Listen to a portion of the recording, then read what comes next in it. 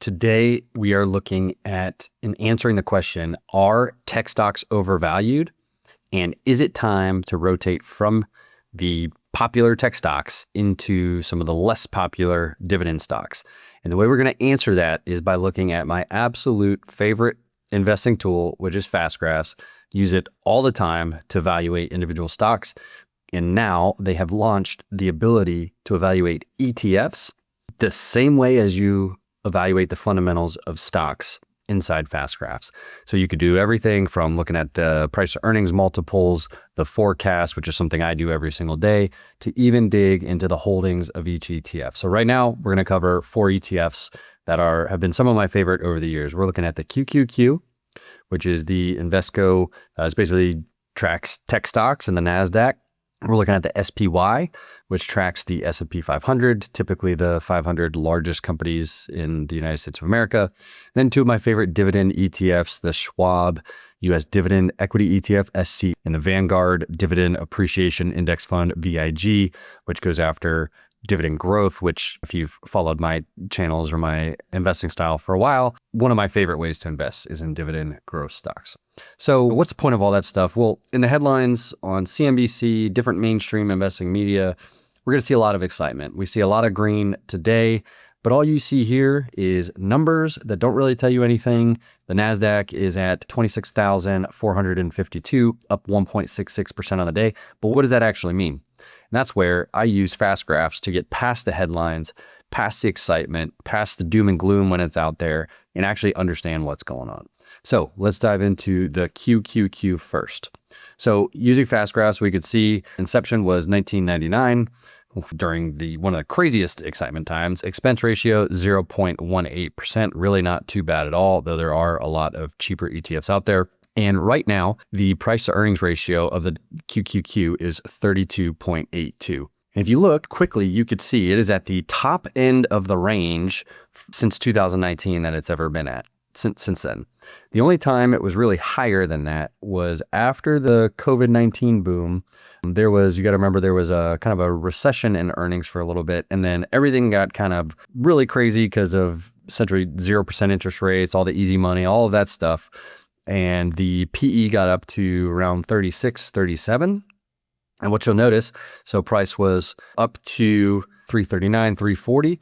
In the subsequent years after that, like things were going great, Subsequent years after that, it actually dropped down in 2022 when rates increased down to 267, right?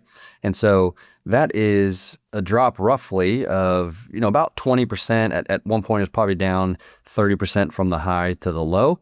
And that could have been avoided if you didn't chase some of the excitement that was out there and buy the QQQ essentially at all-time highs. Well, fast forward to today, we are back at max excitement, all-time highs, and pretty much all-time high PE ratio for the QQQ. So what's going to have to happen for the QQQ to continue to outperform? It is, again, trading at a current blended PE ratio of 32.82.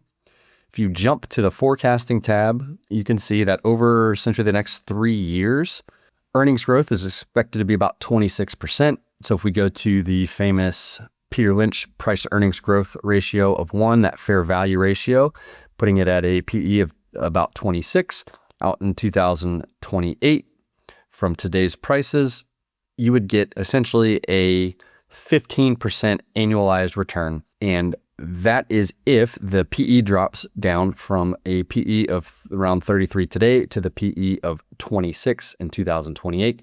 But that's only if the QQQ and the companies that make it up actually hit those earnings projections of 34%, 25%, and 23%. That is above the historical earnings projections. We are at pretty much all-time high of expectations. And so, in my opinion, it's more likely that we see these projections missed, which could mean returns are not as good as the projections seen on this screen.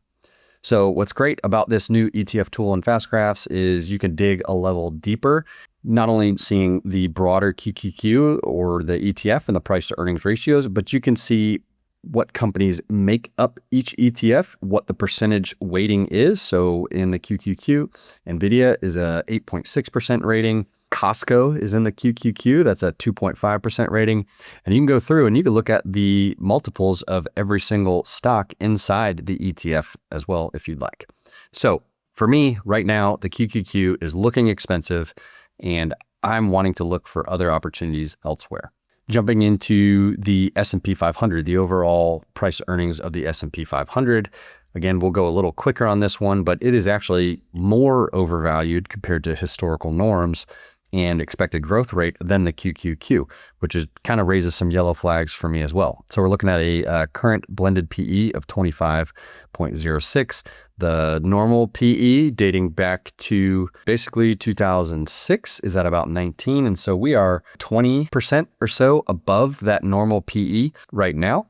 If we want to go to forecasting and we want to look, and we go from today's price and we look if it trades back to that normal PE, closer to that normal PE, and then a price to earnings growth rate of 1 with 19.9% expected earnings growth, then you get a annualized return of 10.6% from today's prices. And again, that is if the S&P 500 and the companies that make it up hit those heightened EPS growth projections over the next few years, which are well above what they have been historically. A 11.6% annual return, or 11-ish% annual return is not bad, but for me, I like to think about what is the risk reward there, and are we likely to come in above or below the earnings projections? And I would think, just based on all the excitement in the market, again, more likely to come into the downside. And so I'm wanting to look at options outside of just the QQQ and the SPY. Again, quickly looking at the holdings. So there's some common holdings here between the S&P 500, the SPY, and the QQQ. NVIDIA, Apple, Microsoft, Amazon, Alphabet, all of those are also in the QQQ. So where am I looking? And this isn't a recommendation, but just ideas of where you can look for value in today's market. Some of these dividend ETFs have underperformed because they don't get all the excitement. They don't have all the AI stocks. And people really haven't cared about dividends lately, which for me is a great time to be looking at dividend ETFs and dividend stocks. So SCHD currently trading at a blended PE of 15.73, dating back to 2019. And just look at how much lower that is than the SPY and the QQQ especially. But that's right in line with its normal PE ratio since 2019. If we want to go to forecasting, and again, look at this out. So with much lower expectations, just a PE of 15 in 2028, you're looking at 9% annualized returns. And while you're holding this ETF, you're also getting a 3.3% dividend yield, which gives you some nice dividend income there as well. And you're going to notice a big difference in the types of companies that you will have exposure to owning SCHD versus the QQQ or SPY. And this could be a great option to own alongside those two other ETFs or as a safer portion of your portfolio. But you've got Lockheed Martin, Conoco, Verizon, Chevron, Bristol Myers Squibb, Merck, Altria, Texas Instruments, Coca-Cola, PepsiCo, Amgen, Home Depot. That's kind of rounding out the top 10 or so largest holdings. And you'll notice a bit smaller weightings instead of in the 7-8% range. The highest holding allocation is 4.8% for Lockheed Martin. And a lot of them come in the 3s, the 2s, and even 1% allocation. So if you're looking more for dividend growth, which tend to mean these companies are in growth phases more so than stable dividend payers, you'll notice a lower dividend yield, 1.47%, but this is going to have higher dividend growth, which a lot of investors, including myself, tend to like. You're looking at a current blended PE of 22.75 versus its normal PE ratio of right around 22 since 2019. Jump over to forecasting based on expectations. If we go down to a PEG of 1, then you're actually looking at a negative 1% total return. But if it stays around, 19 to 22, then your total return at 19.5 is going to be about 10% per year. And let's check out the holdings in here. You do have some tech exposure here, which is a nice mix, but then you've also got some stable dividend payers and dividend growers. You got Broadcom, Apple, Microsoft, Eli Lilly, JP Morgan, Exxon Mobil, Johnson & Johnson, Walmart, Visa, MasterCard, Costco, AbbVie, Home Depot, and other kind of more stable industrial and financial stocks as well.